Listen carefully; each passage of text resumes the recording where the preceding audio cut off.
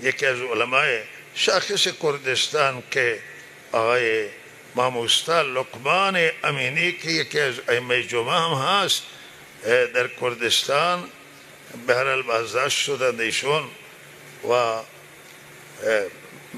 نگرانی از این مسئله به وجود آمده. خیلی جا با آقای لقمان حکیم، بالاخره این لقمان داره حکمت هم بوده، لقمان امینی، و در هر صورت خواسته همینه که هم آقای لقمان امینی را آزاد کنند و صحبت دارند با علما، مسائل است به گفتگو بشینند و گفتگو کنند و همچنان ماموستاهای دیگر از عزیزان کرد ما که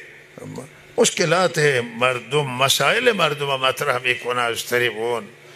و از حقوق مردم دفاع میکنند و هر علمای جای دیگر و تمام کسانی که از